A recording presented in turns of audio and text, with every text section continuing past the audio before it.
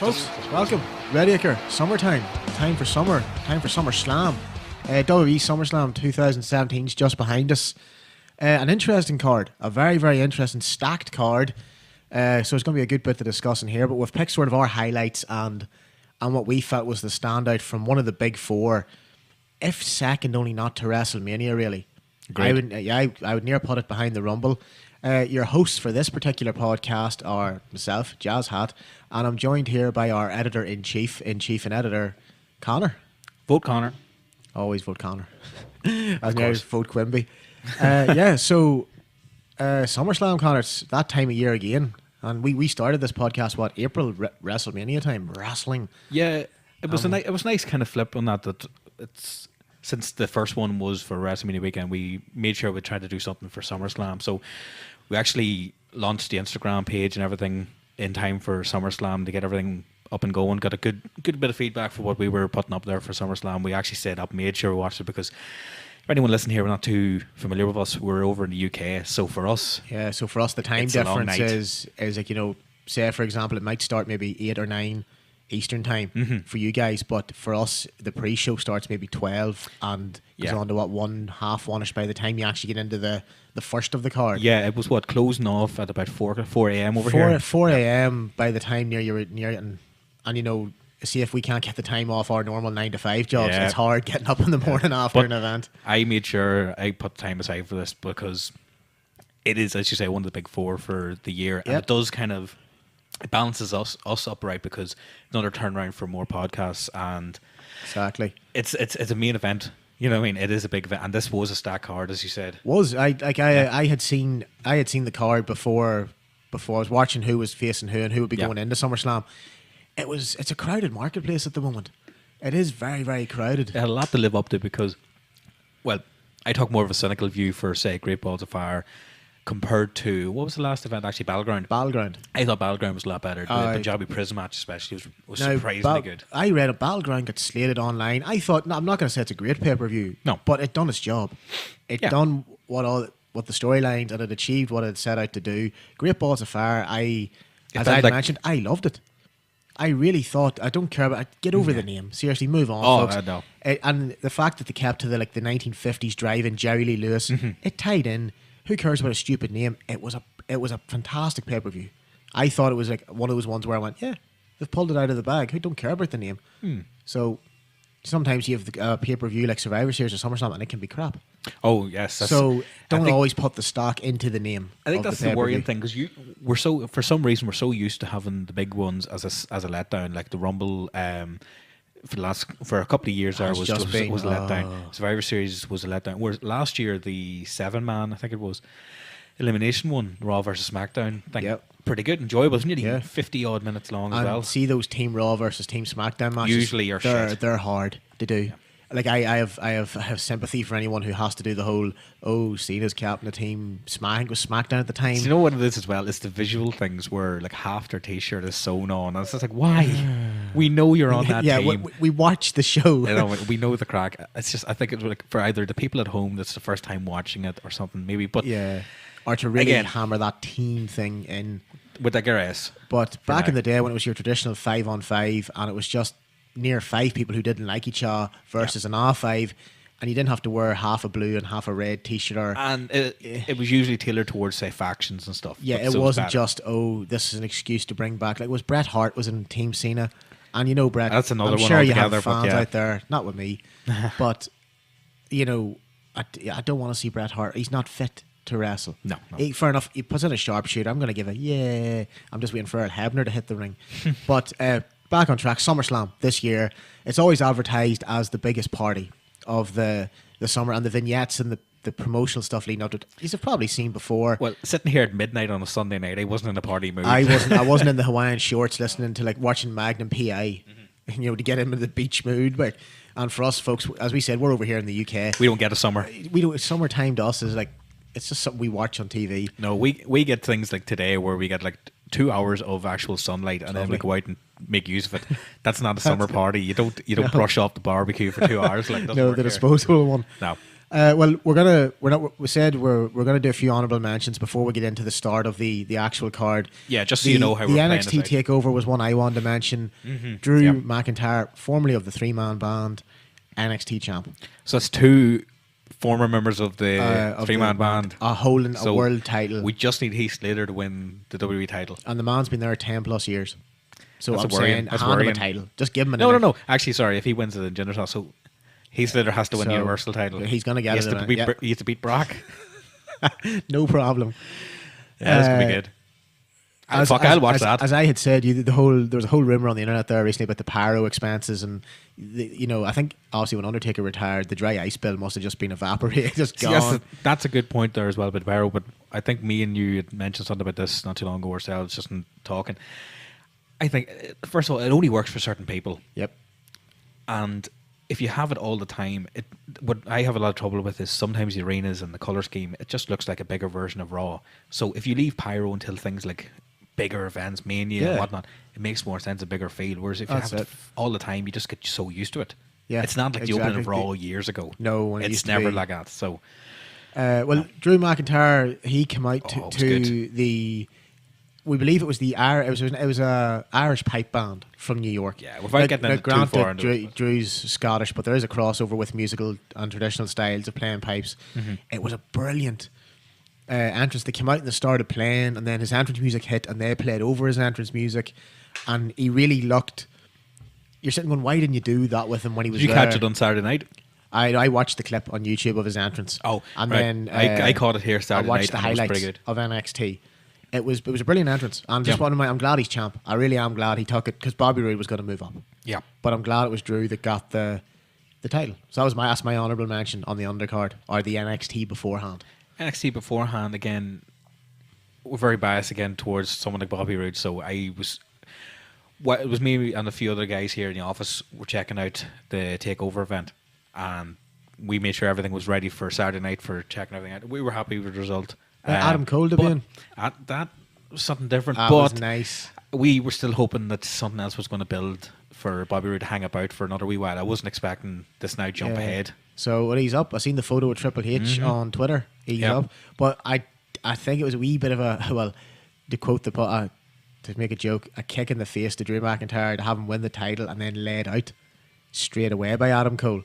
You're kind of like, does that not take the shine off? He's just beat Bobby Roode, which you watch the highlights, it was a fantastic match. But again, thinking of it in real life terms, if you just won a match with someone, clocked you, whatever, it's the same thing is going to happen. So it's a realistic thing that it just sets them up for. Well, I like Adam Cole. I like Adam. Yep. I've watched bits and pieces of him before, so good. Yeah. So NXT, from what I've seen, the highlights I enjoyed, and I'm glad Drew's NXT champ. Yeah, it was a good weekend for that, and I like the way this balance is coming up. Same thing would take over around Mania weekend, and as I said as well, that they've been using the Barclays Centre for the whole weekend since Saturday. So they basically rented the whole place out. Like, took over. It makes sense. And I wish they would do things like that more, because they would generate more money in certain cities, having a big, multi-day kind of event thing going on. Makes so much sense. It makes more of like a traveling kind of show thing. Like, obviously, that's what wrestling was started as, a traveling show. Yeah. So, but again, that's just for me saying that. It obviously, Vince can say otherwise. Sitting there, look, Maguire, we need to book these cities. We need to do this travel time. Exactly. Right, makes more sense. Well, the first card to kick off the match SummerSlam was Big Match John. Big Match John Cena taking on. And the ever descending hairline that is Corbin. The receding master himself, Baron Corbin. I fear for that man. He's going to wake up one day and it's just going to be gone. His hair will have gone solo and more than likely got a title before him. Bless him. But folks, as probably have heard the rumours, John Cena is winding down. He's been there since I think 2002 when he came out as the prototype in the burgundy and silver trunks. The feud with Kurt Angle as the rapper, and then so on and so forth to the first major title win. Sure, he's got the box set edition, isn't it 15 or something? WrestleMania 20 when he FU'd the Big Show. When it was at the time, it was called the FU. It's the AA now. It's still the and FU. He won to anyone who's a fan. Brass Knucks, and he won the US title. That was really the start of. That one moment granted him a space on my wall years ago. There was actually a John Cena poster back there. I don't give a fuck. He was fucking tight. Well, what do you mean still? It's there, right? He's actually Big John's looking down on this now. No, he's not. So yeah, he's winding down, and Baron Corbin. We found that me and Conor actually agreed on this. watching the match, I was expecting actually, this is going to be good. I have high hopes for this. I was like, I know John Cena, what he's going to do, but Baron Corbin, you give him someone like John with 15 plus years experience, hopefully you'll be able to work a bit of magic. So you've got someone who possibly one of the best workers are at the minute. Yeah. I'm not talking about movesets, whatnot. We're actually sitting having guaranteed to have a passable to enjoyable match on that scale, anywhere John. on that, right? Yep. Big John. So you're expecting a good match out of that. Then there's the wee quick snippets of a small wee rivalry going on with the failed cash-in and heel Cena moment and all. So you think, right, okay, why didn't Corbin just like rush him at the entrance, start off the match and make it slow, whatever. It doesn't matter, but none of that. It was he walked out. Cena, he walked out. And the most confusing entrance. He actually looked confused. He didn't know his signals, nothing. I was listening. I don't cop on to many of the theme music these days. Most of them sound very unappealing to me, so I just tune out. I didn't know his. So when he came out and the whole display going, most of the crowd was silent. It was just a. Yeah, it was just dead on, mate. So, yep, thanks for showing up. Yep. And as you said, there was a good moment where he sort of, if you imagine running towards the announce table and he ducks out to the right side of the ring, looking down from the entrance ramp, ran round the ring post, threw himself back in, hit Cena with a cracking clothesline. He went and done that, I think, for a second time, and it was sloppy. Yeah. There's moves that he looks like he doesn't know what to do with his limbs. What happened to you there? Voice. I'm back, folks. That was good. Sorry, the voice went there. He looked sometimes like he was too big for his own body. Yes. Where big guys like Big Show and Taker know how to handle themselves. Yes. But to a degree. He's sloppy. Would we actually, I think we maybe have dealt in this a little bit the other day, that we had the big guys conditioned with that they're not very nimble. And that's even been proven now as we speak. What happened during the week there with Big Cass, his ankle. Seen that he's seen. Have you actually seen the video? No. There's a video up where someone has him walking up the ramp and he is going apeshit over the pain. And you're sitting there going, nah, I'm not watching the rest of that. Ow. Yeah, like it's the just Sid like, Vicious ouch. big boot off the middle rope one. I don't think it's up there, but it just sounded it's bad. sore enough. So, yeah, we expect a lot from these big guys and expect something happening. Like, Corbin's always portrayed as someone to throw you around, literally, so why didn't he? As a grab brawler. Cena? Yeah. Same thing with Cena, but I don't know. Something's happening in my voice. He looks like he would rough Cena up. As opposed to wrestling, he looks like the Austin where he doesn't wrestle, he just sort of he roughs you up. Or just doesn't play ball. Like, say Cena was trying to whip him in the corner. He could have just fucking stood there, stood his ground and just closed.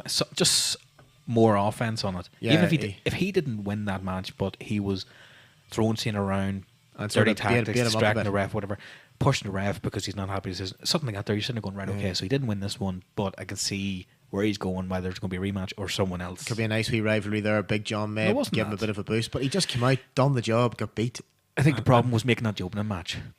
Yeah. And it followed the Usos ones where the crowd was done. Because that was surprising. I don't like the Usos, but it was surprising. It wasn't. Yeah, it was a very confusing match because it just looked like they were having it for the sake of being on the card. It was only announced, I think, about 20 minutes before the event started that was going to be the main event. And I think even Shucky Ducky himself and a few others were kind of just looking, going, right, okay. Right, yeah, I guess you sort of get this out of the... Actually, do you know what that followed? That followed Shawn Michaels coming out as Colonel Sanders.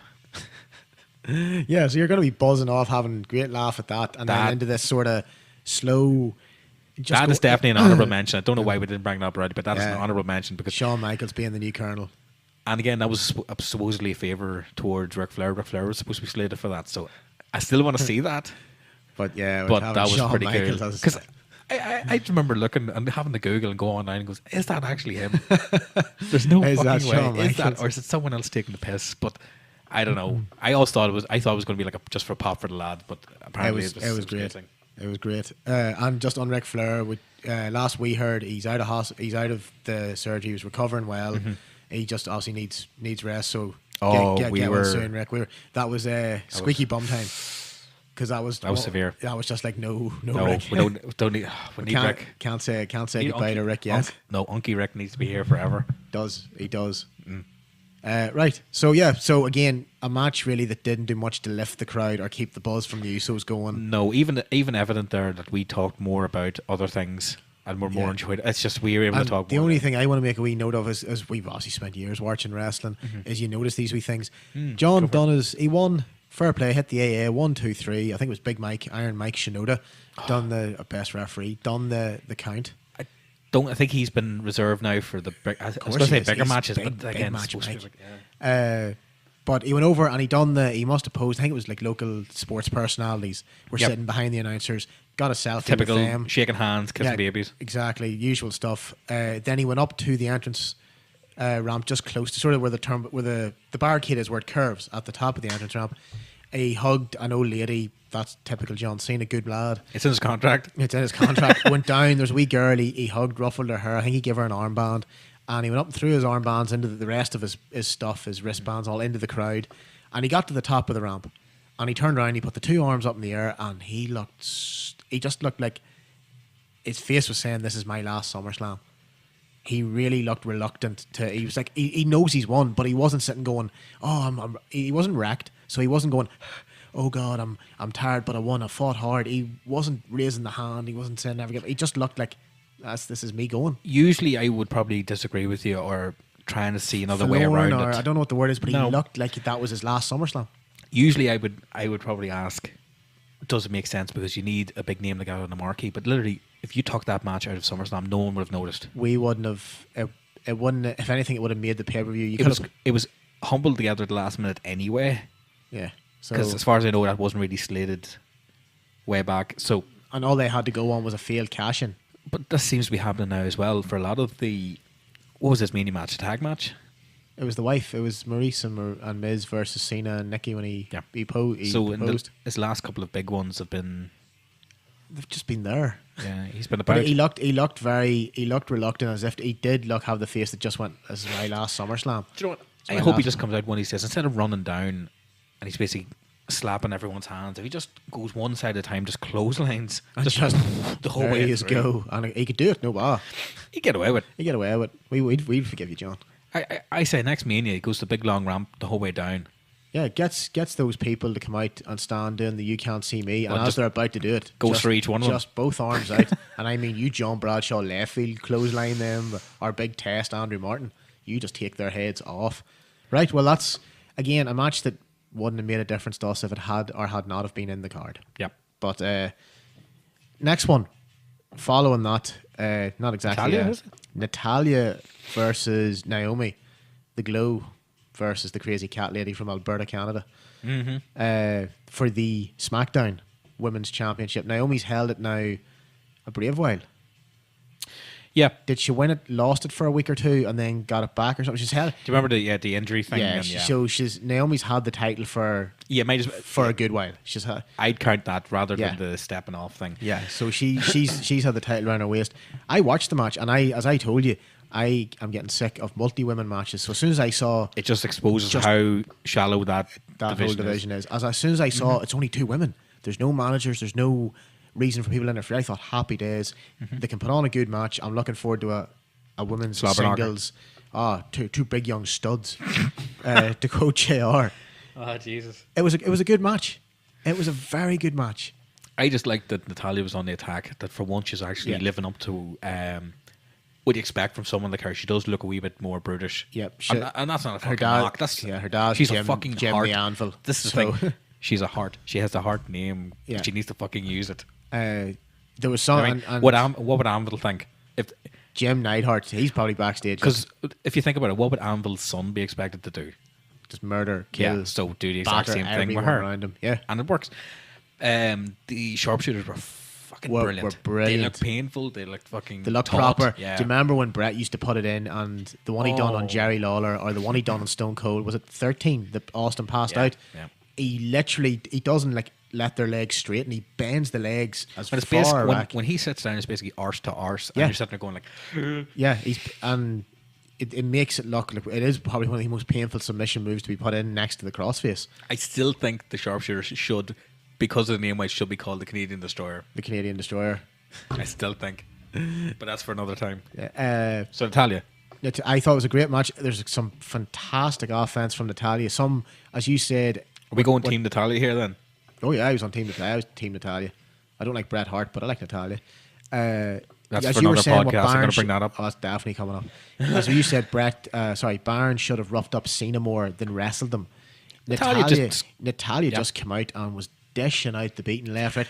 Funny you should actually think that, because of what Natalia's been like the last few while. Switch roles there. That's exactly what Natalia would have been like, and just easily beaten. Whereas now she's come out and just which is finally sort of, you're going, well, you come from the most technical wrestling families in the world, next to the Guerreros. Yep. So go out and technically whip some ass.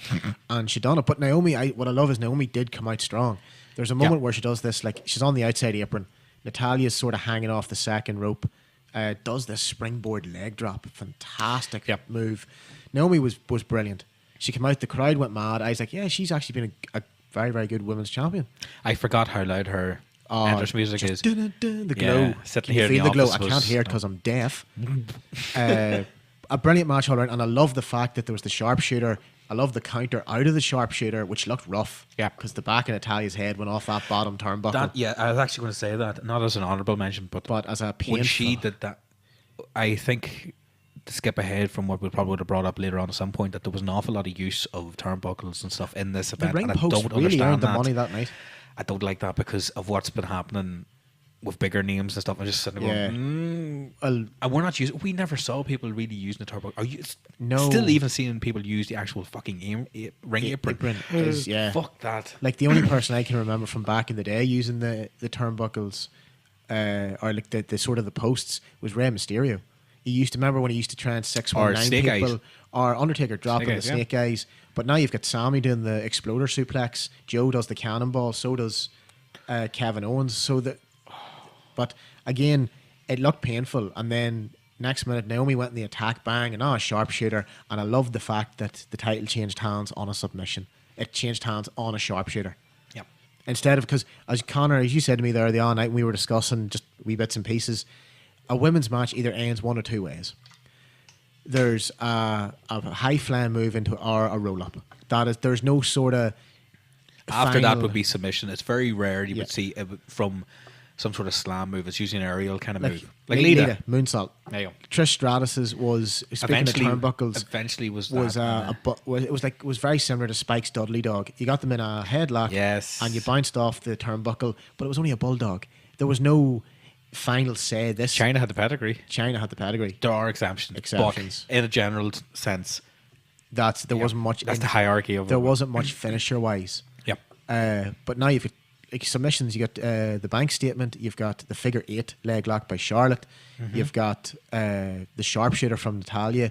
Carmella has a submission move. Am I making up one in my head here? Is there actually one called the Lynch Lock, or have I made that up? No, but what a name for it. It's the Disarmer.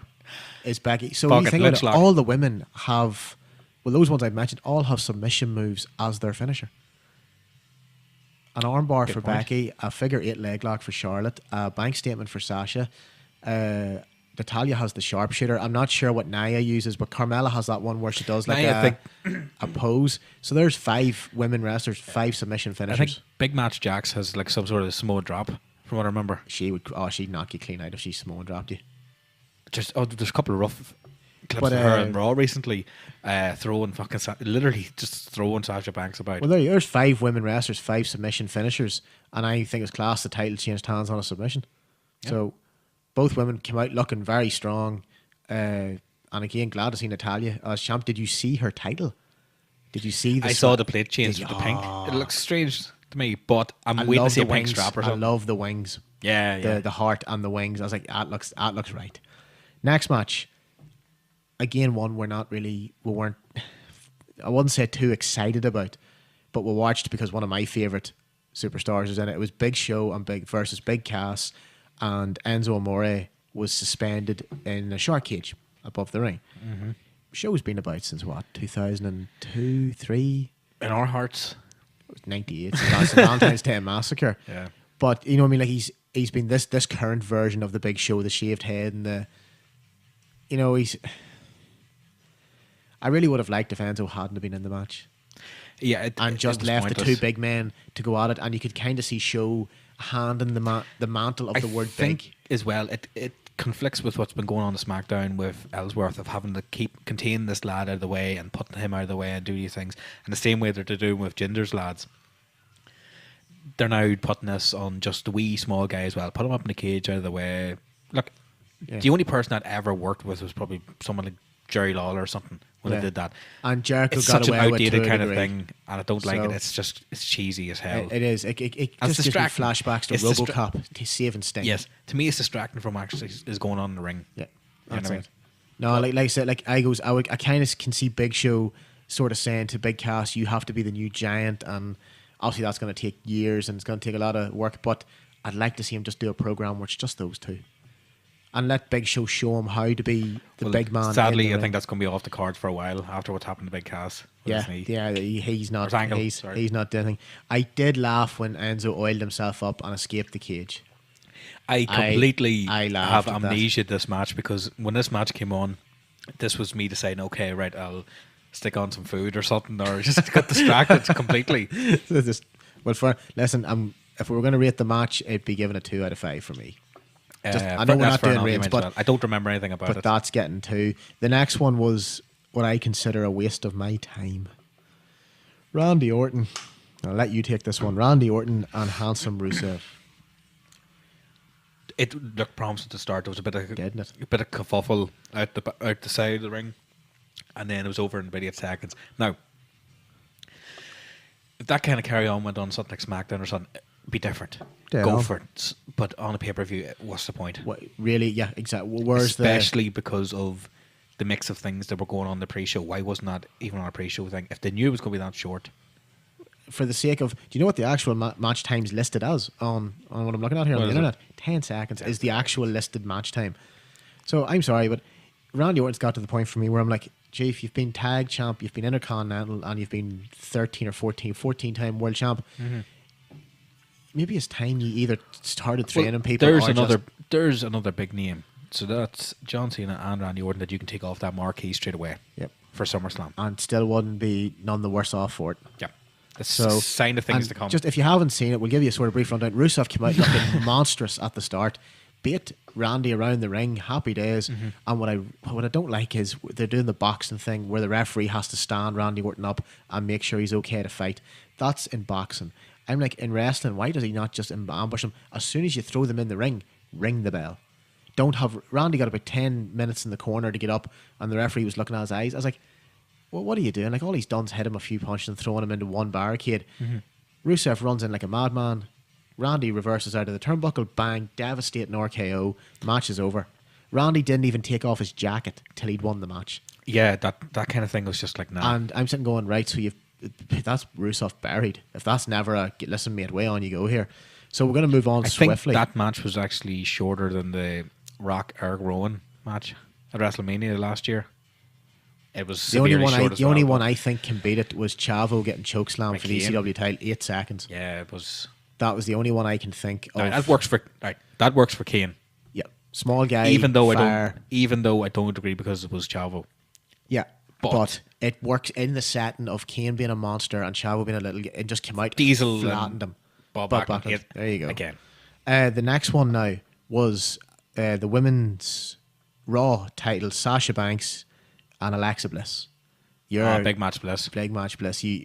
Raw is Bliss. SummerSlam is Bliss. Just actually, for once, she's one of the only people on the show that actually has a personality. Yeah. And it just doesn't seem like Superstar 4 has come out to do a promo. It's like, oh, fuck, I don't give a shit. She's like, she's near like the Jericho of the women's division because she can cut people very, very well. In the style, not obviously in substance. No. She's not going to bust out a lion salt or a lioness salt or whatever you want to call it. Well, I think she does off the top rope, yeah.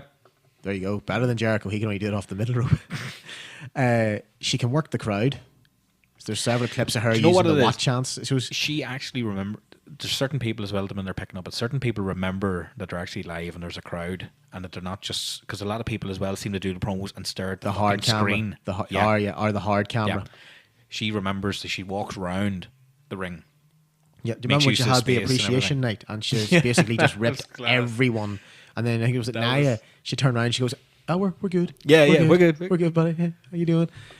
So her versus Sasha Banks. Would you say you're a Sasha Banks fan or? It's the same thing. Well, I just see her as like, okay, it's the it's another woman wrestler in my head. She is pretty good, but I'm sitting there going like, same way with Bailey. I'm sitting there going like, you look at Bailey and you're sitting there going like, yeah, I know the same way with a lot of wrestlers that like they're not really like that in real life and whatnot. But when you look at someone like that, I'm sitting there going like, no, I can't get into the character. I'm not a child. I can't get in this character. No. That sounds so wrong. You know what I mean? Like, it's there's certain wrestlers you attach yourself to, and you're like, I can believe what I'm being sold. I think with Banks is that she has her own individual gimmick and brand and whatnot, but the legit boss and whatnot. Grand. Doesn't appeal to me whatsoever. But she also does these things where some people like Zack Ryder do it better, where they take wee notions or wee things out of people that they grew up and watched and admired and get wee sprinkles of things. She just seems to flaunt and advertise it as like the full Eddie Guerrero style attire all the time. Like if you all that kind of just stuff. Off the top of my head, CM Punk used to raise the arms Macho Man style to drop the elbow. Bailey done the same thing. I believe Mick Foley, when he first time he done like one of his big dives, give the V, the I love you for the Superfly. Yeah, there's wee moments of stuff you can flip class. out, but it seems to be I'm literally dressing up exactly like them. And I know Sasha has been said she's a massive fan of Eddie Guerrero. And we all are. Fuck. Like, the man was as over can ever be. Yeah. And if someone climbed the top rope and give the chest a few taps and shouted Viva la Raza and hit a frog splash once off, you'd be like, that's nice. Yeah. I love that. That's a nice tribute to Eddie. But yeah, Sasha's just like, I'm a walking... Basically, yeah. I just never warmed her. Put that way. No, but the match, nothing against her. But the match I thought was fantastic. Again, I was treated to yet another singles women match. I was like, no run-ins, just two very good wrestlers going at it. Happy days. And again, the title changed hands via submission, which we weren't too happy with. And she also broke her streak thing where it was she would lose on pay-per-view but then win on Raw or something, wasn't it? Yeah. Charlotte would never lose on pay-per-view or something, wasn't it? Charlotte wouldn't lose on pay-per-view at all. She was the queen of pay-per-view. I don't mind that she's won the title in one sense because, again, it's not like she's beaten Charlotte for the 16th time. But it's this whole thing now. They're sitting going, the 4-time champion. I'm sitting going like, to be honest, it's like she's held it twice, to be honest. Yeah, just avoid all this happening. The only thing, as I said, like, it was a good match. It was I enjoyed it thoroughly. I was watching. This is good, but I'm kind of glad Alexa lost the title. I probably enjoyed it more than the first one or two matches, to be honest. More than Big Match John, yeah, definitely. Better. It was better than the John Cena match. It was better than the Cass match, but it was not better than Natalya and Naomi.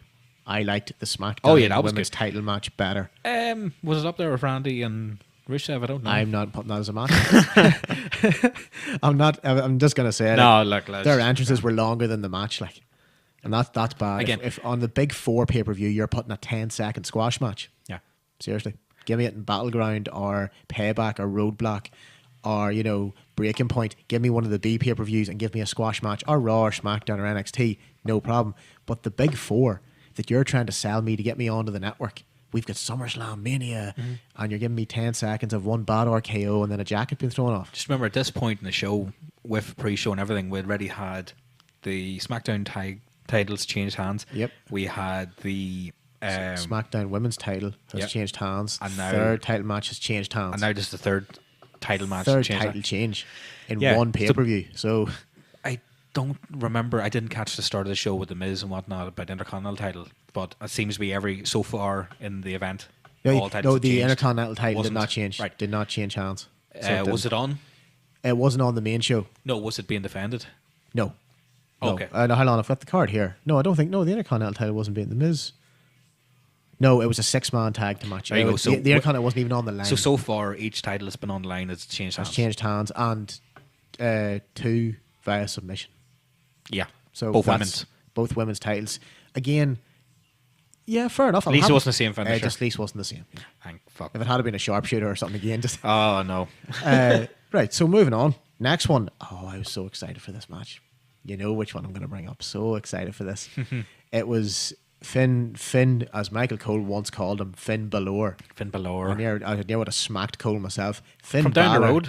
Finn Balor from down the road there. Well, no, literally he's from Bray, road. County Wicklow, which is about 2 hours drive. A couple of stones throws away from here. A couple of small stones thrown that way versus Bray Wyatt, who I feel is one of the most underused superstars, that they're trying to give him a gimmick, but they want him to be a real cult leader. But I was looking forward to it. I was itching for this match, and I got 10 minutes and 40 seconds of Bray versus. That was the allotted time for that match. That's how much I was into this. It was a great match. What I loved was the broken Hardys, or the Hardys with the trademark gimmick, the broken thing that's going on at the minute, were like breaking Finn, and he was slowly becoming the Demon King again. Now, do you not think because of backlash online and trying to make sure that the card was fully stacked, more people in it, that the rush to kind of, instead of having the Willie, won't he be wearing this get up, they kind of rushed it, even announced it and put up pictures and everything to remind everyone. I wouldn't have said, I'd have just been like Finn Balor, I wouldn't have said the Demon King, I wouldn't have said anything. And then obviously this is what happened. The Hardys had kind of broken him, and then Bray Wyatt had poured paint over him and tortured him and racked his head, and he said that he has his demons. And then the wee vignette started to flash red, and you kind of got the hint that you were going to see Demon Finn, because we hadn't seen him since last year's SummerSlam. True. So I was like, that's kind of nice that it's a marquee thing, that he only really comes out if he really has to. Now, for me, trying to remember, since last SummerSlam, how many events has Finn Balor been on WWE? Not that many, because he was out. Was he at Mania? He was not. I don't think so. He wasn't at Mania because he wasn't brought up. He was not brought up. No, he did not get a severe concussion from gender. One time he brought up. He's fucking last year SummerSlam. He got a severe concussion. The forearm and it was pure action that Jinder hit him with on Raw. Bad concussion had. Then he got a shoulder injury, and then he was plagued with injuries for the first half of this year. He's like the Seth Rollins of 2007. So this was homecoming kind of thing then. This was I'm back to full tilt. Yeah. The entrance I thought was pure Undertaker. Here comes the smoke, but not too much that you'd think it's a rip off of the Undertaker. You know, the smoke came out, the lights went off completely, the red, and then he came out doing the demon walk, and the bit where the music goes down and the lights come on and he raises the crowd. I was near throwing the hands up myself, so I was like, but I don't know why I never realised marked the out. other night. Yeah, I know you did. Marked out big time. Watching it, sitting there going, I forgot how, probably gonna hit me, but fuck it, how much it reminds me of the Boogeyman's entrance. Yeah, red smoke. I'm the boogeyman. Why not? His entrance was class too. I'm not gonna lie, his was a good entrance. Like his was the worms and all, and then but yeah, he came out and he wrestled a fantastic match. Bray wrestled a fantastic match. Bray was on top form. Both of them were brilliant. Both of them played their parts very, very well. No interferences. No. Again, lovely. No run-ins. Gimmick. No, really of the match either. Just the only gimmick was it's Demon Finn, but what I love is he comes out and he does play the demon part really well. It's not, just threw makeup on him to look like Venom and he went out and done the scene. It felt very similar to the Mania match with Taker, that Bray was doing the oversell where he was showing his face as if he was just like, what the fuck's going on here? Every time Taker was doing something to counter him. So same thing with Vince. What I loved was the end of the match.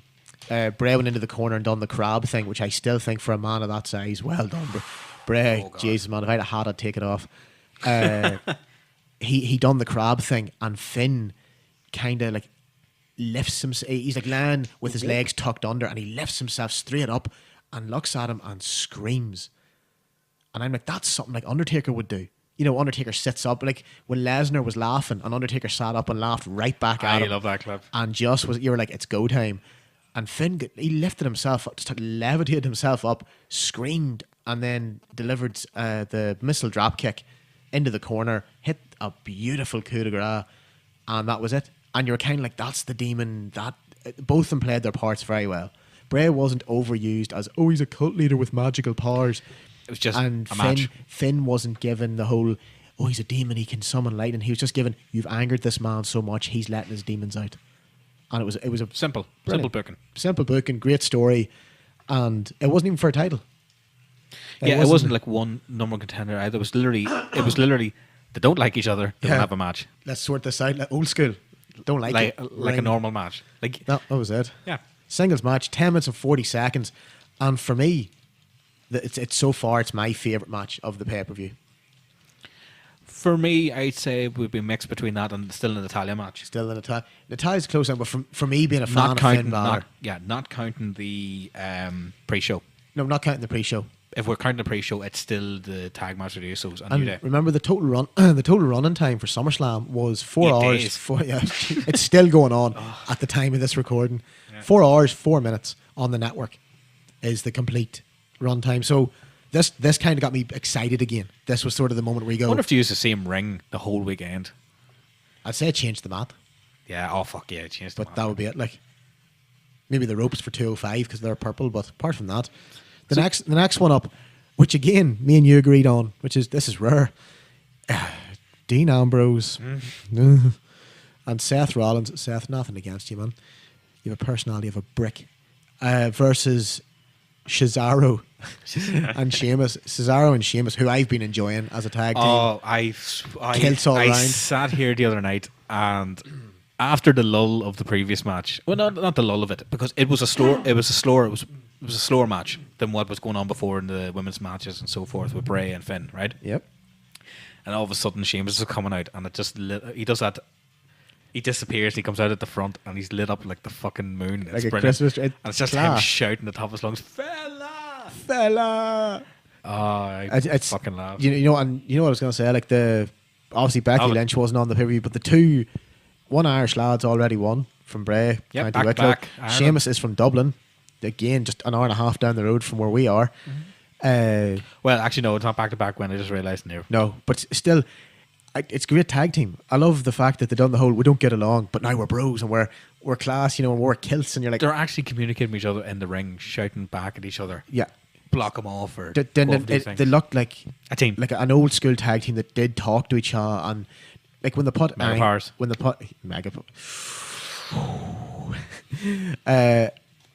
But yeah, again, this whole let's have a possible Shield reunion. I never liked the Shield. Same here. I like the entrance through the crowd, but just not for the Shield. Tommy Dreamer's been doing that for like 20 plus years now.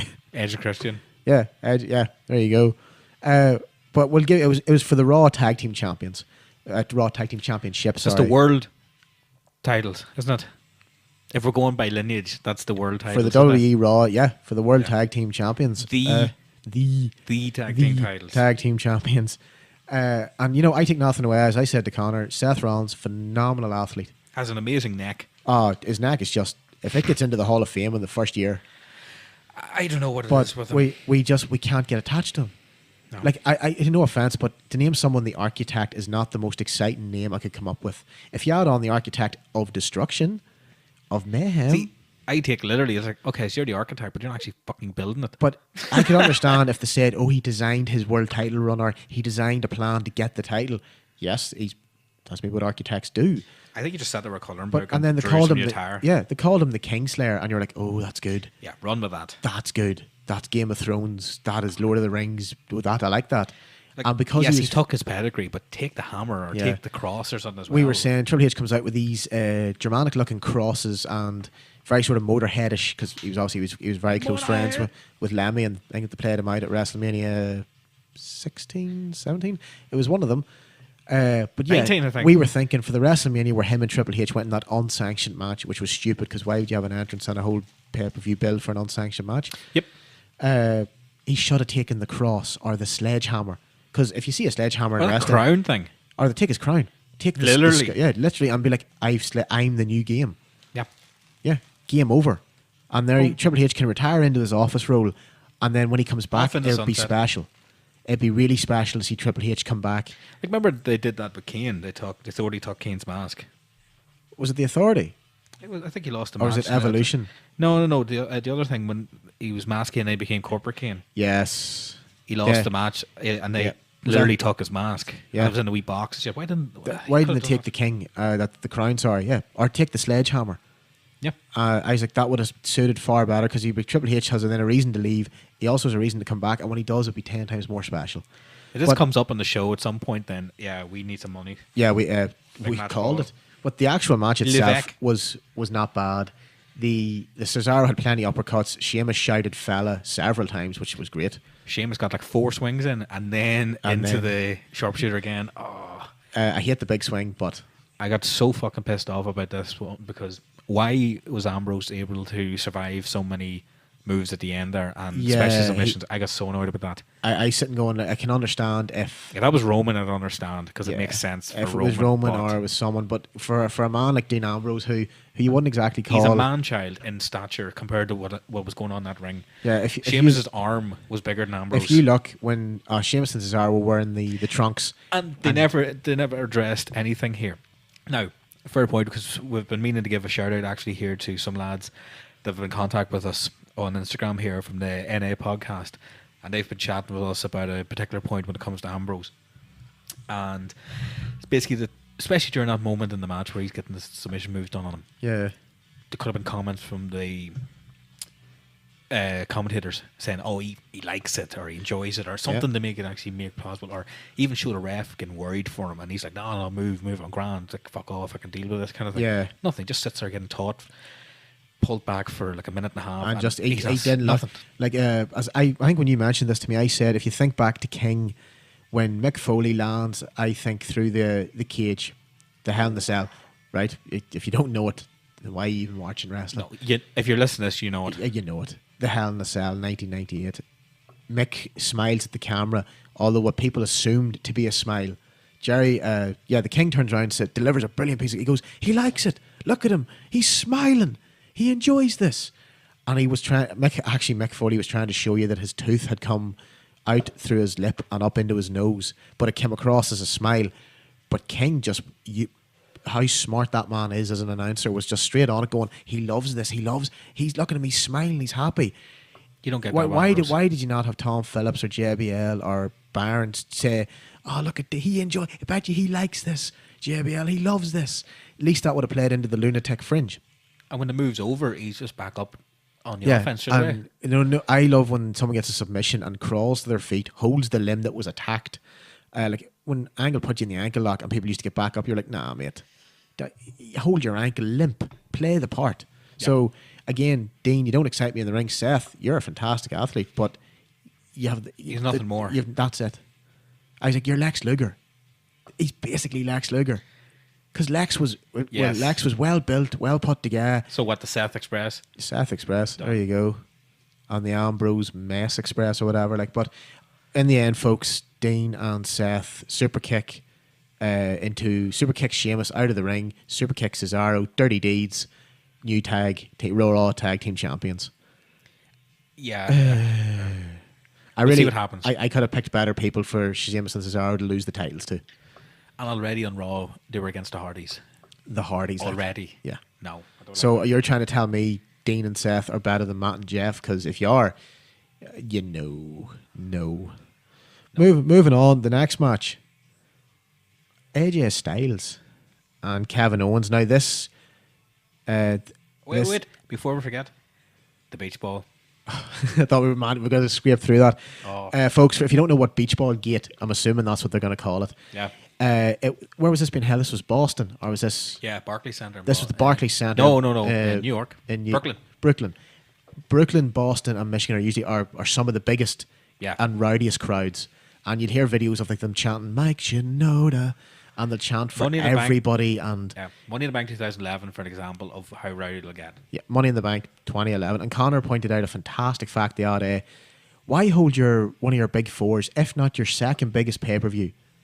Maybe WrestleMania, possibly SummerSlam / Survivor Series, in an arena that held, as they claimed, 16,000 people. Very small venue. Yeah, I got worried about that. But we realised that the area they're in, the smaller crowds are 10 times better it's for... actually an active crowd. Yeah. They were an active crowd. Do you ever watch, like, what I annoy sometimes is you watch SmackDown back in the day when Eddie Guerrero and Kurt Angle were general manager and he was stealing. Yeah. The crowd was never sit still.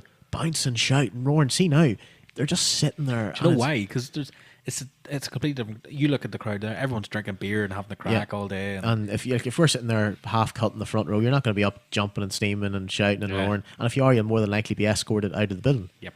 But to get to the point, there was fans that had brought in a beach ball. Obviously, biggest party of the summer. You're going to need a beach ball, and the beach ball seemed to be getting more attention than the actual tag match that was going on in the ring. And you can imagine the frustration on Sheamus, Cesaro, Dean and Seth's face, them trying busting their asses, and some people would rather watch a beach ball go from one end to another. Yep. Cesaro goes into the... Hops the barrier. Like a fucking gazelle. Runs. And at one point I think the crowd thought as well, what was going on was, I think a security guard had grabbed it. And I think what they thought was he was running to get it and then start And bobbing started back in the crowd. Now, I may be wrong on that, but it looked like that when he hopped the crowd. He went straight, he ran off into the corner, came back, and he started ripping this thing apart. and he It was he destroyed that beach ball in seconds. There's a great, when you watch the clip, if you just watch Sheamus first, he's doing that. The beats of the ball. Yep. And he's just turning around like going, where's he going? As if to go, this isn't part of the thing, what's going on? What's this? So it's wee moments like that there is enjoyable because it's very memorable. But yeah, I agree with the wrestlers. Right, yeah, fair enough. You had a bit of crack with the beach ball, but just give it a rest. Yeah. If they throw one out or something, then work away. But if it's after the show goes off the air and you want to drop 100 beach balls into the crowd and have a beach bash ball thing, brawl at the beach bash, whatever you want to call it, that's fine. But not to be. You're watching four very good. Well, yeah, Seth's a good wrestler, etc. But it's just respect. You paid to watch like it. If someone came in to watch you in your job and you're sitting there playing with a beach ball, it's just disrespect. Yeah, if we're sitting here doing this podcast and some fucker comes in with a beach ball and is bouncing around the background. Folks, what you'll hear is folks, be back after this short commercial break, and you'll hear a good smack into whoever does that. Slams all around. Oh, Bob Hot. Be some. Shout out to Robert Holly. Rob, we love you. Big match, Rob. Right, so moving on from the beach ball, this was an odd championship match. Many titles. A lot of gold. A lot of gold. AJ Styles against Kevin Owens. Again, AJ Styles, as I often say, I've watched him since 2002, since he debuted in NWA TNA wrestling. You were the only person I ever heard mention those names, along with other people. AJ like Styles, and so Bobby forth. Roode, Petey Williams, Jay Lethal, Christopher Daniels, Low So Key. you've seen, compared to myself, you've seen this guy go all the way through all these different. Watched him in Japan. rivalries and everything, Watched him when he was feuding with Jeff Jarrett, Scott Hall, and Kevin Do you think Nash. he's comfortable in the position he's in now? I think he actually enjoys the fact that he's not the main guy. I think he really that is is very enjoying. true. He's just enjoying himself now. Have you seen the recent? I don't know if it's over in America, but it's over here. The Toys R Us advert. Smith's, was it? Yeah, Smith's. Yeah, one, Becky Lynch, Sami Zayn. Love you, Sammy. Wish you Zara, were on I the think? card. And No, AJ, Sammy, and Becky, That's what- and they're running around looking the. He's just having a crack. And he just looks like, because in TNA, like He has a toy. They brought in all the ex-WWE stars in TNA, very similar to how WCW approached it during the Monday Night Wars, not poaching the talent, but the ones that were got rid of.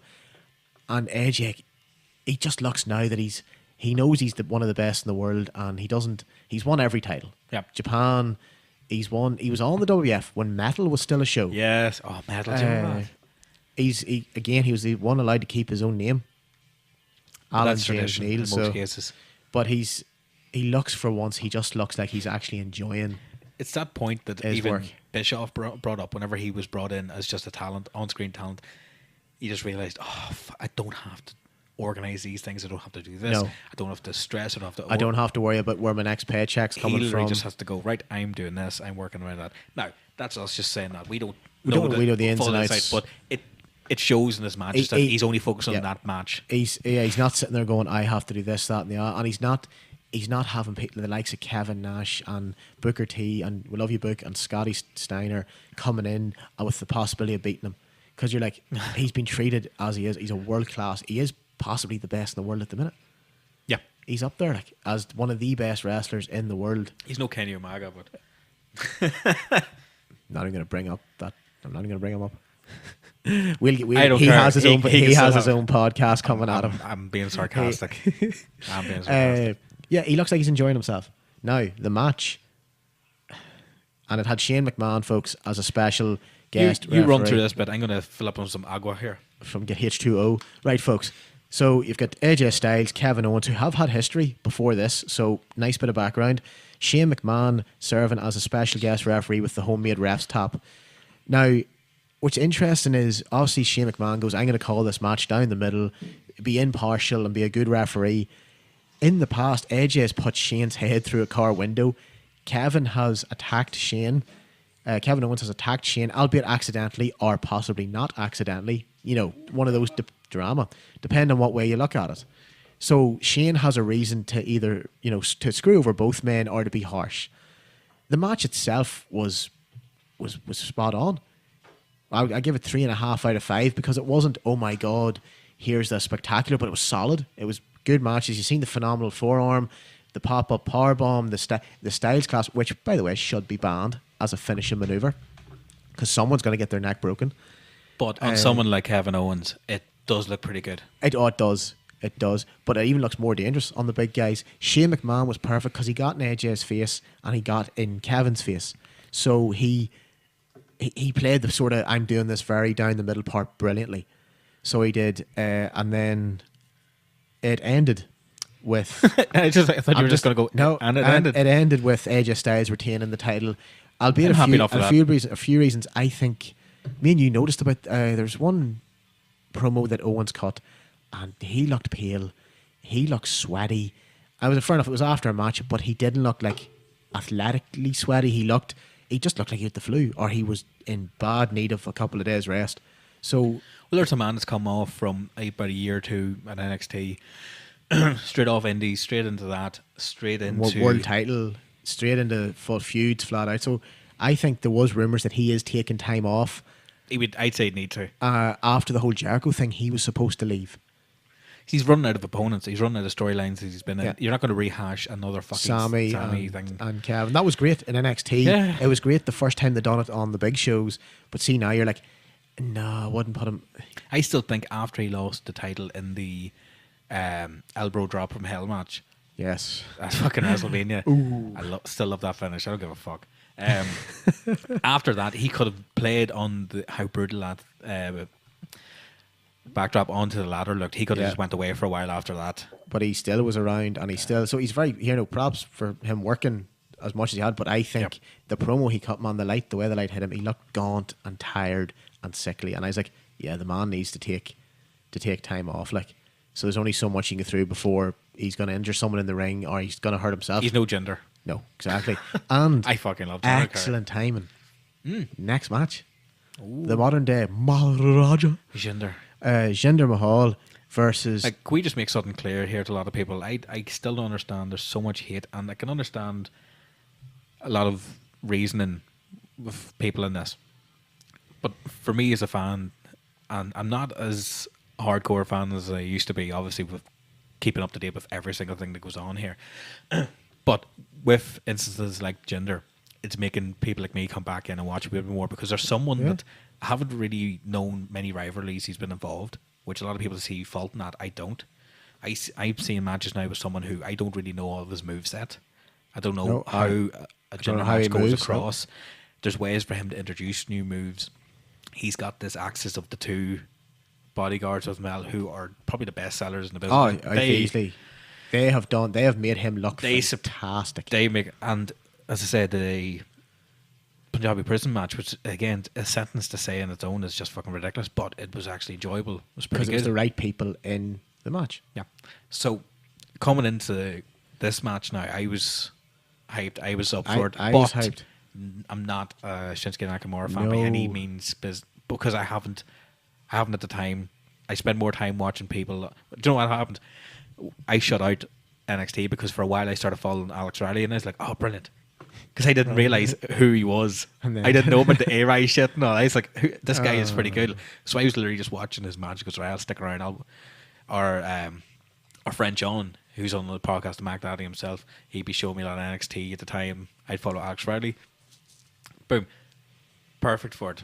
So someone different, but I fell out of it. So you're coming up with all these new people to follow. It's fucking brilliant. I said on one of our earlier podcasts, when they asked me what do I think of Jinder as champ, I said I was 100%. So I never followed Shinsuke because of all that. I could not understand the hate being directed towards the man, because look at it this way. Right, fair enough, he's not as technical as your Chris's, your Kurt's, he's not going to Bret Hart sharpshooter 54 different leg locks. He's not as overly massive as like Big Show, Big Cass. He's very well put together. Don't get me wrong. And people are going, "Oh, it's because he's jacked. That's the only reason he's getting the title." I'm like, I'm sorry. And what? It shows the man's dedicated. I've watched the training videos with Big E.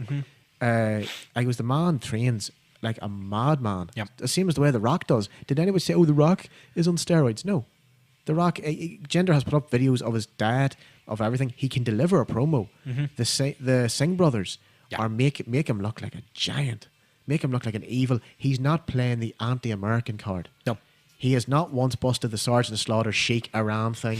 He hasn't done the Hogan Muhammad Hassan on Davari. Nope. He's playing his nationality, his heritage as an Indian. William Regal did more anti-American stuff than Jinder. There you go.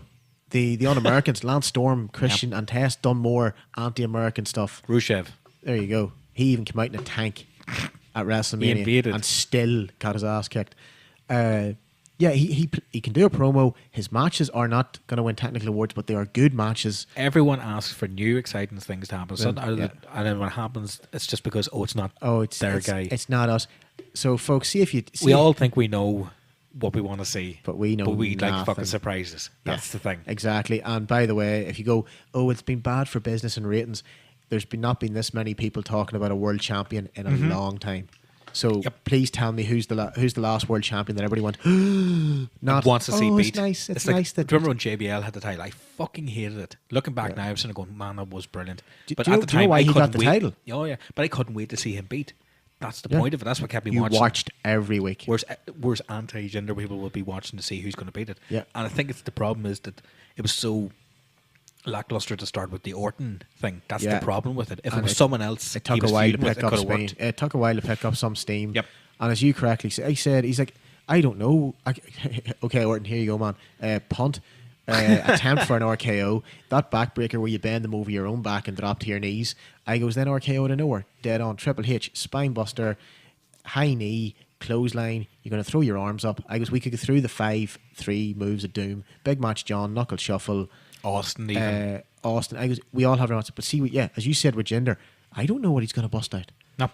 Brock Lesnar, 26 German suplexes. Go back to UFC. Very limited now. That's different, but that works for him. You know what I mean? It's. I don't know what to expect with Jinder. The Lesnar thing is, I think it's nearly like they should have said it on. They should have said it wrong.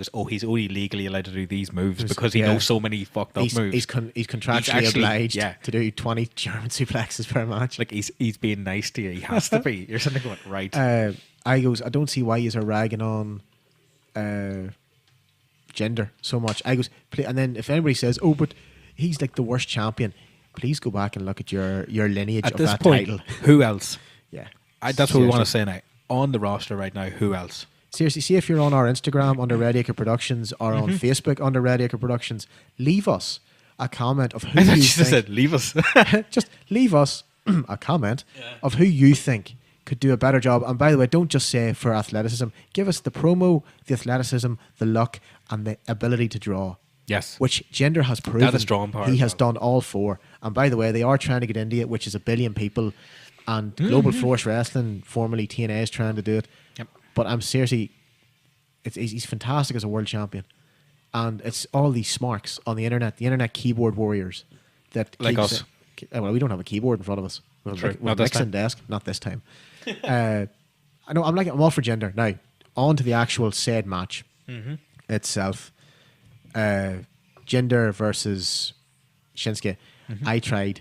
I can't do it, man. I've tried to be a Shinsuke fan. I love the entrance. I adore the violin playing and the crowd singing, and I love a good entrance, folks. I really do. I'd blow the pyro bill in a week. Like Jinder's was better. I can't, man. I love Japanese wrestlers, and I love wrestlers from Asia, from that corner of the Pacific. Yep. But he just doesn't. No, I'm taking the time these days because there's plenty of people that used to be on the card where you just go, no, sure, there's toilet break. Yeah. And you look back now, like as I said, JBL for me, I just tried to ignore. It's like, fuck this. So I'm trying my best when the events are on is to watch every single match and not just tune in. You know what? I'll wait till the end and watch the main event. Trying to watch these things, these feuds go, everything develop organically. Then coming back every month or two going, who's that? Who's this? What's this guy doing the title? Why is so and so? Because to me, like people are just cracking up. I think it was just too rushed at the start for Jinder jumping in that position. It just looked too. Yeah, it looked like. I think that's the main thing of the backlash. It's nothing really to do race. They're playing on the racist thing, and it works. Yeah, it works. It works. But like I said, he was against Shinsuke. And I love Shinsuke's entrance, and that's it. But that's all I can. I love the violin guy. Just have him come out and play. For cultural things for me, when I talk from this match was going, it feels more like the kind of image that WWE has. That, like they're leaders in the world of wrestling. Yep. So show different have the events in different countries, have Yeah. different people from different countries There's- fighting for the titles. Now you look at it this way. So there's neither. This is two I'm sick. It's too many white people in WWE. and then they're trying to go we're culturally diverse and we're. I think it's an image problem they're trying to address. But yeah, Jinder should have been given several big victories, build the momentum, and then when he does win it, all those hardcore wrestling fans that know everything can go. I think it went out of everyone's usual thing, right? It wasn't a Royal Rumble win. It Nope. wasn't a King of the Ring win. Nope. It wasn't Money in the Bank. Money in the Bank win. Well, So it wasn't on a flagpole fucking thing. No, it wasn't. It wasn't a There was gimmick no contract signing. This was I beat him clean. Yeah. I'm the champ. That's how you do it. He did not need. Yeah. And by the way, folks, if you go, but the Singh brothers, every time they interfere, please look at the clip of Randy Orton doing the backdrop. at the table. Who doesn't want to watch those matches to see what's going to happen to those two lads? Like, You know they're going to interfere, but you want to see They who's used to be going the to get them. Bollywood guys. Those guys have made him look fantastic. Same thing happened with Brock with the two guys from the Authority, Jimmy Noble and thing. J&J Security. Yeah, Yeah. they were used for the same thing. Yeah. Jimmy Noble and was it your fella from Eminem? Yeah, John Morrison and I can't even remember your God, that's bad. the guy that had the face The explosion. guy that got the face, Joey Mercury. Joey Mercury, there we go. God, had the off. That clip's devastating. But they made Brock Lesnar look class, just as the Singh brothers, formerly the Bollywood boys, they make him. Sadly, look it was set and wasted so far on Randy Orton because you know Randy's capable of stuff, but it was Yeah. funny what he was doing with them. But save it all for someone bigger, maybe. You know, Yeah. be better. But again, Jinder looks the part. He's playing it perfectly, and you know people are ragging on him. If you're doing it just for the sake of doing it, please take a bit of a better look into the world of wrestling. and let us know the alternative because Yeah. I actually want to hear. Could please someone send us right in or comment or whatever you want to do. Mm-hmm. Just tell us why you think pick someone Yep. and give me the 4 reasons why. Give me 4. I'm gonna give shout outs to our favourites. and obviously. we'll obviously retort with who. Yeah, I was, I wanna know. there's other people I would like to see champ. I would give Finn Balor the title personally, but Jinder's doing it for me at the minute. Yep. Now the match itself, again, not a technical uppercut German suplex fest, No. but it was a good match. Not as much offense from Shinsuke as I'd have liked, because you're going to try and put him across as a legitimate threat. He never looked like he was going to get the title. I think that's because of who he's working with, because of height wise.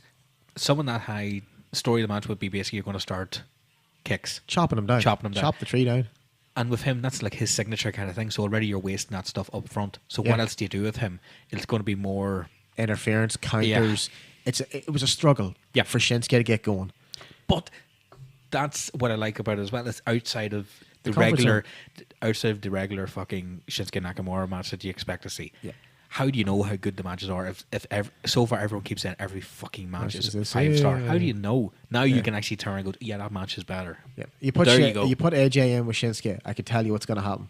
I could give you the Money. Money's going to happen, which we were promised. Shinsuke and AJ, which everybody went batshit crazy for, myself included. Build to it. No, I mean, like, we were promised that at the start, and then Yeah. he came in with all this fanfare, and he wasted his entrance on the Miz. Why have the Valiant guy on an episode? No. Miz is still No. good. Know what I mean? Like, they wasted that whole. yeah. Why come in and interrupt someone's promo? Have him come in when say Jinder's making a promo. Have him come in then, but don't have the Valiant guy till the pay per view. But anyway, Yeah. match was solid. It was a dead. The Singh brothers done their job again perfectly. Yeah. They were cowardly. They made him look like a heel. Shinsuke got to hit them. He looked strong, fighting back. You're like, yes. Mm-hmm. And then at the end, interference. He hits him with, I don't even know how to pronounce Jinder's finisher. It's a Cobra Clutch into Yeah. a slam. So very similar to how Big Show used to do one True. back in the Yes. SmackDown days. Yes, he hit actually it. pretty He hit it. It looked perfect. Shinsuke took it like a champ. Pinned him clean. That's what I like to see as well. And- even though, yes, there's dubious circumstances And whatnot, I like, but even though, it wasn't a foot in the ropes. Triple H it had wasn't. it. Triple H- Plenty of people have had it. Plenty of You know people. what I mean? It was. Works for them. It worked. It would have made Jinder look was even stronger because he's beat Cena clean. He's beat Orton 3 times. If anything, it'll help build towards something like a Hell in a Cell match where you involve Yeah. the match that way. And what I love is now people are going, well, if Shinsuke is not going to beat him, who? You don't know. And No. I'm glad I don't know. And there's who's- already been He's beat Cena. He's beat Orton. He's beat Shinsuke, who was white Corbin. hot. He's beaten Corbin, who was rumoured at the time to be getting the title. So he's beat all these people. You're sitting going... Well, there's already been a few big matches with like Punjabi Prison Wanda as well. So there's been... It's a memorable run so far, and that's the first time I could say that for anyone in a long time. For a long time, because Orton wins it 15 time, woohoo. Ooh. God, Triple H wins it, yay, winner, yeah. This is exciting, and it's something we don't know, and I like the fact we don't know it. So, again, not a bad match in the slightest. I'm glad Jinder retained. I can't say I'm not knocking Shinsuke, but I'm not getting into him.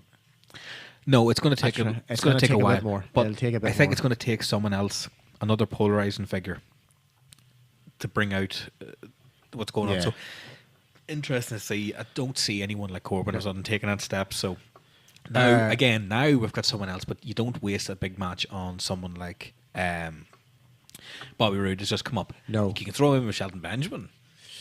Now that would be that would be pretty good. I'm just excited to see Shelton Benjamin, and I'm excited to see Bobby Roode, who again I've had to see from Team Canada days with Scott D'Amore and Eric Young, who's in NXT. I'm like, I finally get to see these guys on the biggest. I've watched them since they were doing Indies and doing TNA when it was with the NWA, to when it became TNA, to when it became Impact, and so on. So for me, I'm like, my boy's growing up. Bobby. Now, big match, Bobby's the only thing we'll mention, the last bit on that match, the first title retained of the night. Yes. Because the tag changed hands, the two women's titles changed hands, and the Raw, both shows tagged and women's titles changed hands. Intercontinental wasn't on the line, and the world title retained. Now, the match that I was psyched for. I was psyched. We had the big dog, Roman Reigns. Yay. This was probably the biggest Raw main event. This was big in terms of people and of hype. You had Samoa Submission Machine, Samoa Joe. You had Braun Strowman, just a mountain of a man. Could be the mountain in Game of Thrones. Oh, yeah. And you had the champ. You had Brock Lesnar. That's my best Heyman impression. Oh, just say I just have to cough. During everyone being announced, and then Heyman just comes in like a fucking soul legend, just whoosh, your woman JoJo he just raises the finger. He goes, "My turn." Ladies and gentlemen, my name is Paul Heyman. I fucking love him. And then one of the, I think it was a Tom Phillips. I used to fucking hate Paul Heyman as a character, and I used to fucking now I understand what it's all about. He's up there with the top managers. I'd put him up there with Bobby and Classy Freddie. I would, because he's had a long run. Now, one of the things, just before we actually start the breakdown of this fatal four-way, the announcers mentioned, you said it's the biggest Raw main event for a long, long time. I would say there was over £1,000 of human in that ring. Like, you look at them, man. How often is it that you see Roman in a match and go, he's the smallest? And every single one of them were taking bumps properly. Not once did I see someone take a clothesline and roll out of the ring for 10 minutes. I didn't see. There was a wee bit of a gap. No, I mean, I didn't see like an excuse to leave. I saw someone who you can't. Roman wasn't snoozing for once. He was not snoozing. He was not. So, folks, basically, start of the match, JoJo gets told to go away. Heyman does the Brock Lesnar. He literally walked into everyone's face and put the title in their face. That was a fucking brilliant now, visual. If ever you were thinking, just start the match now by having someone punch him straight in the face and get this underway, what happens usually in Fatal 4-Ways? It turns into a one-on-one and a one-on-one. People square off. Or 3-on-1 dynamic for a while. Within the first 5 minutes of that match, and by the way, I was not expecting it to go over 10 minutes. No, I was very surprised. Because of the men aren't known for their cardio. They're not the 205 Live guys. They're big hitters. They're heavy hitters. Yeah. But, folks, within the first 5 minutes, Roman... Everyone got their shit in. Roman speared. That crossover kind of thing was kind of cool, where one guy would do one move and then all of a sudden someone came out of nowhere and attacked. It reminded me, do you ever see those videos that always go up on Facebook? It's like someone had like a fucking Summerslam themed party and everyone's running around just doing random fucking moves. There's a background, someone's getting the old SmackDown average, D'Lo Brown doing on the car, edge into the pool. It did. It had that kind of the feel. What it was class was 1 minute you'd be over at the side and Brock Lesnar would be laying out Braun Strowman would punching him, and he'd turn around and Roman speared Lesnar. I mean, he destroyed the timekeepers area. Not like the one where it used to buckle and then fall. The barricade just flattened. Yeah. And then Roman and Brock both sold it like champs. Roman lying there as if he'd just been hit by a car. Brock basically wincing in pain. Next minute, strong Broman out of nowhere. Like a thief in the night. He literally, did you see him pick up Brock Lesnar? He picked Brock Lesnar up like a sack of spuds, man. He just threw him. And the steps. Threw the steps around. Steel steps, folks. You ever see Big Show slides him over the top rope? So does Kane. Braun lifted them. I mean, just as if you lift a DVD case or as if you lift a pillow. And he just winged them the whole way across the ring. Looks over at Lesnar. Picks him up. I mean, as if Lesnar picks up Spike Dudley. Remember the days when he debuted and he picked up the Hardy Boys. Held them comfortably. Yeah, like a child. And the far announced table, which I think is Hector Guerrero and Carlos Caballero. Oh, Spanish house goes first. Gracias. It has to go. Uno. He literally runs and does Oklahoma Slam, running Power Slam. It was just trains of Bulldog. I loved it. The announced table didn't break as much as it exploded. Yeah, it just kind of like a cardboard box imploded. It just flattened. And then Brock was, by this time you're rocked. Next minute, you've Joe gets up and Broman. Braun turns round, flattens him, then Reigns out of nowhere, drive-by kick, and you're sitting going, everybody is just beating lumps out of each other. Yeah. And this is all outside the ring. We still really haven't had much in-ring action. I'm glad that this wasn't an elimination kind of one. No, because it'd been on a lifetime. Because it had a better feel with it. As you said, everyone got a moment to shine in this. Yeah. And after that fucking running Power Slam, there was just, it seemed to be sequenced. It didn't feel like a spot fest either. No. But guaranteed, they were like, okay, you do this, you do that, you do that. Oh, of course. That was planned out to the... But it flowed very well. It wasn't like, oh, let's brawl over here towards this table where one of us might go through it. It was like, oh, this is just the natural progression of, I'm going to pick you up and run through the table with you. That could have been a Mania event. Yeah. Easily. I love that they wrecked the place. The four big guys just destroyed each other. Mm-hmm. The crowd, for the first time, was actually chanting, "This is awesome." Shouting Strowman. Like the Goldberg. Was class. Or was it the Trumpets one? John Cena sucks. Man, it was great for you. Now, folks, you're thinking to yourself, I've already had the Timekeepers area. He's more than his area. It's destroyed. And we had Iron Mike Shota. And Big Iron Mike was refereeing. That's a matinee name. Why just have him on the marquee? So you've had the Timekeeper area destroyed. You've had the steps wrecked. You've had the men dish out punches, drive-by kicks, forearms. You've had Lesnar, for the first time, I think, in his career, being picked up and manhandled. So you have the Spanish announce table gone. Yeah. It's the Calvin Kinney is the German announcer. Their table's going next. But you're thinking to yourself, well, I'm not going to see much more. These guys are knackered now. Time to end the match. No, definitely. Bit more brawling between Joe, Braun, and Roman. Lesnar, by this, has Paul Heyman's down his knees screaming at Lesnar to get up to defend his title. Because remember, he doesn't have to be pinned. It's a whole other element whenever Heyman's involved. Joe gets a couple of Kikila clutches in. So I thought they were a wee bit lackluster at times. They were weak. Yeah, they were very weak. Not like Taz, who legitimately looked like he was trying to snap your neck. Reigns was just on fucking Superman Punch City. He was only allowed to do 3 moves the whole match or so. He was dishing out super. But as you said, everyone, crowded marketplace, everyone got their thing in. Yep. Reigns delivered a devastating Samoan drop at one point. Yes. But, folks, the German announce table, they were brave. Brock sort of starts to rise, is that the right word? Starts to surface a wee bit after getting put through the Spanish announce table, which, by the way, that announce table should be in the Hall of Fame. At some point. Braun comes over to him again, because Braun had been the most vocal opponent of Brock Lesnar. Sort of, if anybody was going to square off, it was going to be Braun Strowman and Brock. I think that's the element of the match that everyone was looking forward to seeing.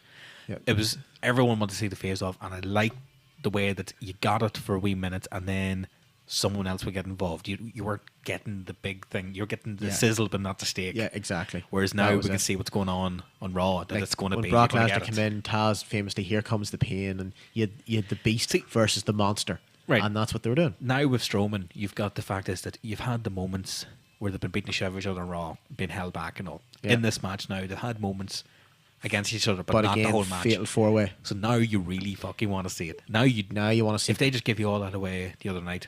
And what stipulation did you think would suit? Hell in a Cell. Hell in a Cell. Hell in a Cell versus Strowman. Heyman's outside. No, Heyman's not anywhere near.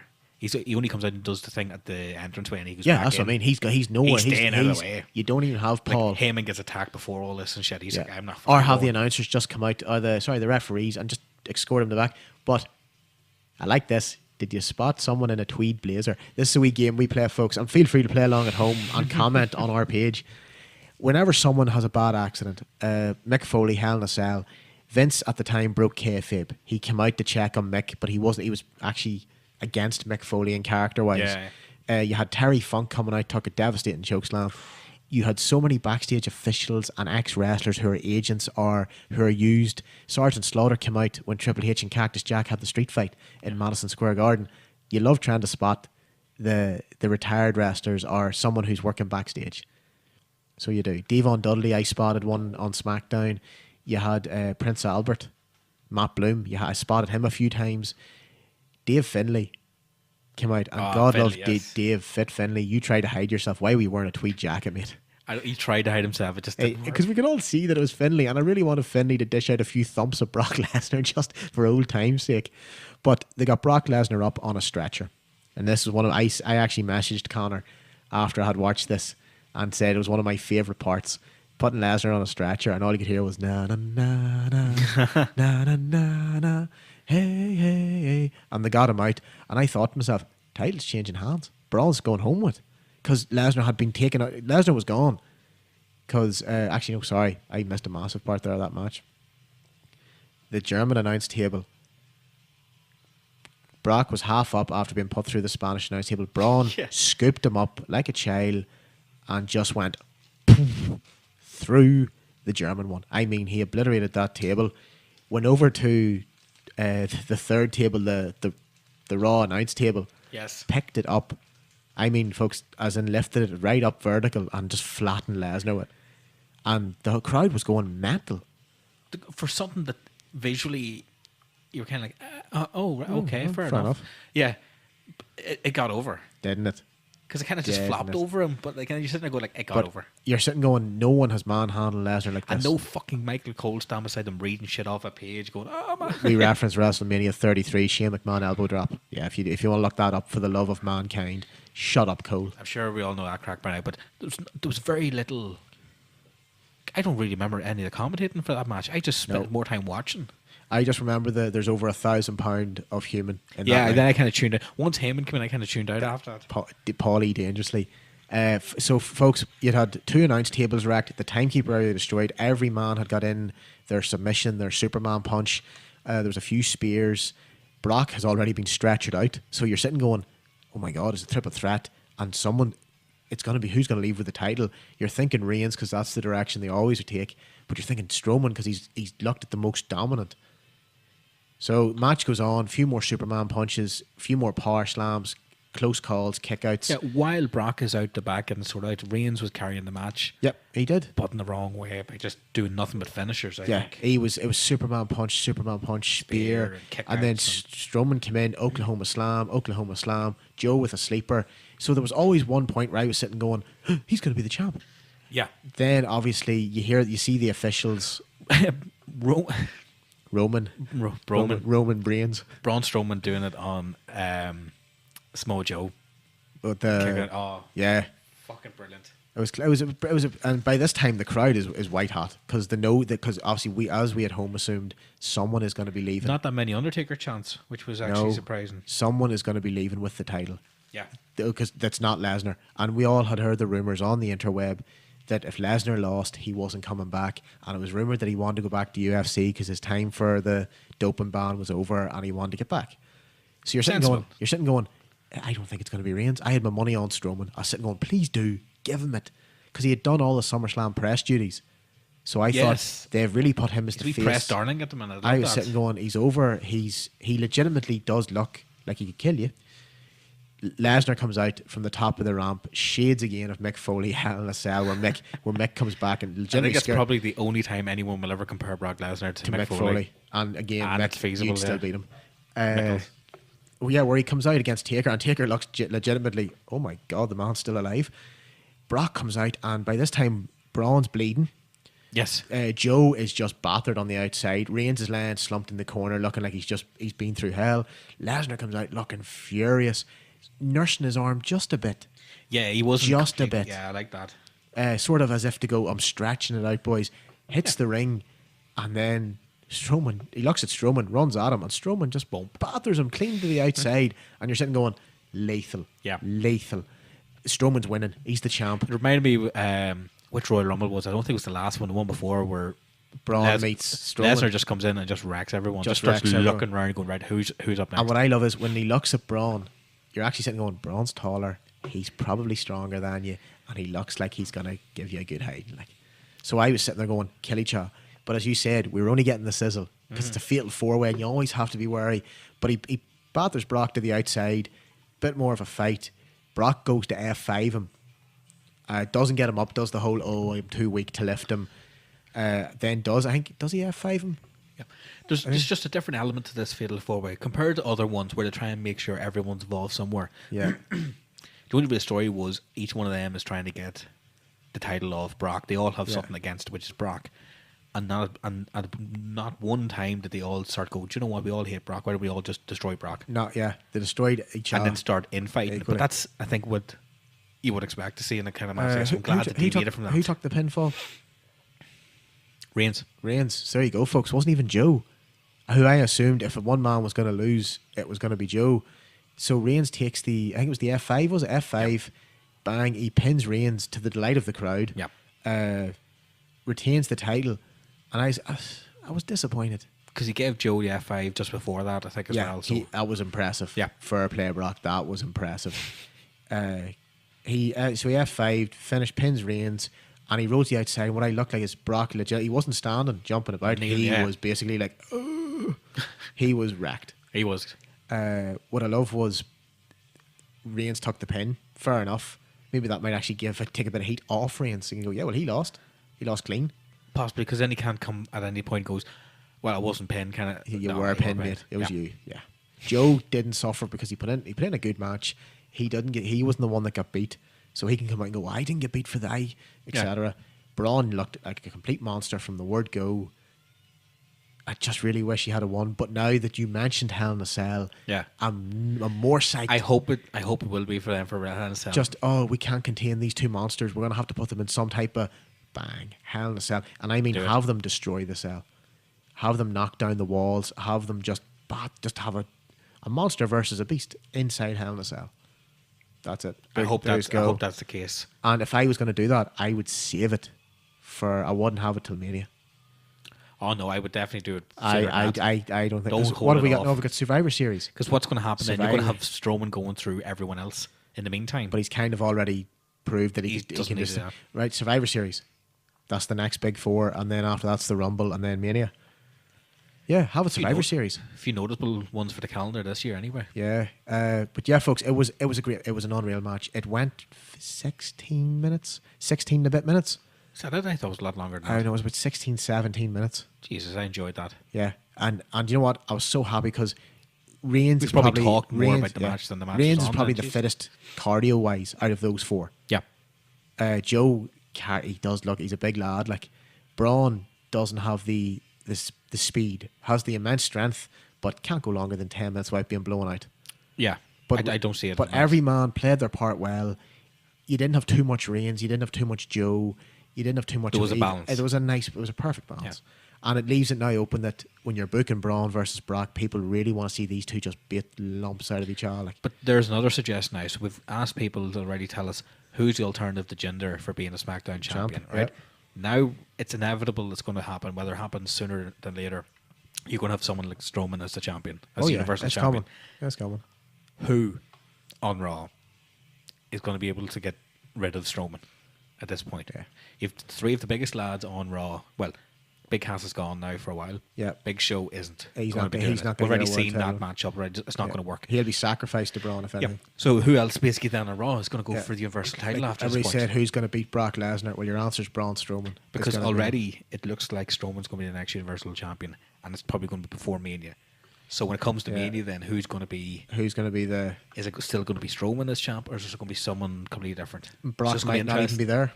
He could be back in the UFC by then. So we've got a few possibilities come up, but I'd like to see if anyone's interested. Yeah, please, again, guys, Facebook page Redacre Productions. Leave us a comment of who you think could beat Braun Strowman if he becomes Universal Champion? I think when. When? Is probably the question. When it is. Yeah. And I hope it's on a big four. I really hope they give him a good start. I don't want to see it change hands on a Payback or a Roadblock or a B pay-per-view. No. I want or in a house show. I'd say the only thing that would probably work against him would be like an injury. Yeah. And even then, he looks fit enough that he could probably... He's come back from the shoulder surgery. Excellent. Yeah, so folks, Thanks. again, SummerSlam. Conor, are you going to give it an up, a down? What's your feelings overall on the big four? I think the problem with the big four ones is that we acknowledge them as that we put a lot of pressure on the shows to really stand out compared to what's going on recently. Right. So on the night, I was, it's fucking SummerSlam. Marked out. Yeah. Sitting back over the last few days, I haven't been completely compelled to go back and watch full matches. I've gone back and watched certain clips because I enjoyed Certain it. parts I like, So yeah. for that alone, it's the same thing with Mania. There's not one of the matches of Mania I'll go back and watch in full. Right. But I'll watch certain bits. Like, I've watched the Hardys match a few times. I've watched it's that. enjoyable. You know what I mean? The pop was unreal. So in this one, I'd probably watch the Cesaro and Sheamus tag match again. Out of all of For them. me, on the rewatch value, Finn and Bray, I'd go back Actually, and yeah, gladly actually, it was watch pretty that good, again. Yeah.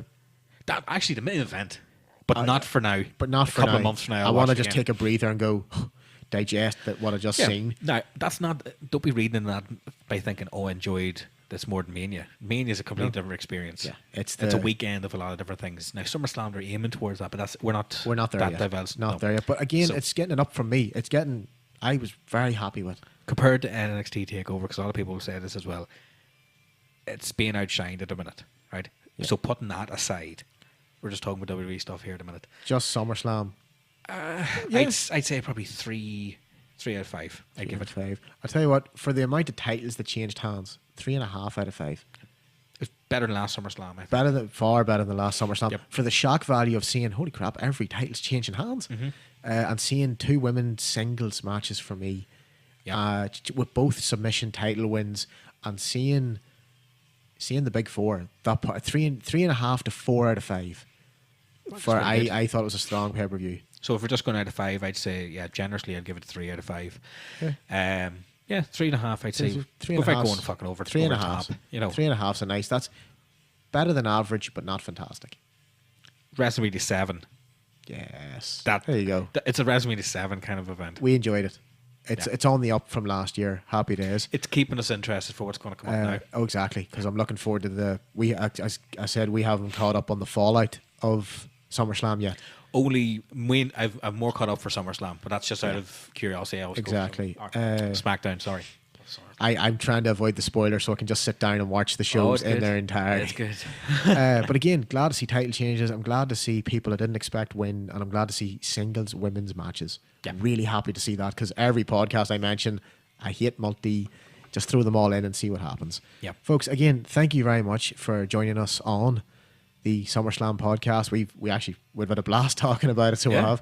Again, we have a new Instagram account, and there's going to be some things that you're not going to see on Facebook, and you're not going to see anywhere else on other social media like Twitter. You'll see the behind the scenes and what we actually get up to before we sit down and hit record. So please, it's Redacre Productions on Instagram, and we follow back. We'll support. You show us the love, we'll show it back. Yeah. We're like dude loves. It's your chance to get involved, basically. Yeah, basically, you want to be part of us. You want to find out what makes us tick as wrestlers. And again, if you think there's something you disagree with, or you think something we've hit in the head, leave a comment. Yep. We're always up for a wrestling discussion.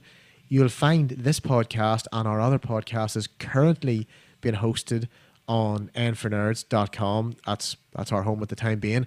Also, if you check on mixcloud.com, you'll find not just our wrestling podcasts, but you'll find a whole host of, there's music, there's ones about film / TV, and there's gaming. Yeah, the gaming so don't think we're just wrestling guys. We're the best workers in the biz. And we've got a few other sports ideas coming up as well. But again, this is something different as we go along. So overall, we've had a good chat over the SummerSlam. We've had a good summer. It's a nice way to end. Well, as I said, we don't have summer where we live. Rounds off the summer for us here. It's nice, yeah. It's coming into the last bit of August now, and it's nice. It's a nice note to go out on. I think so. I don't think there's anybody I have to bribe or mention now, is there? No, I think we're all good. No, we're all good. We're all good now. Excellent, man. Right, listen, folks. Take care.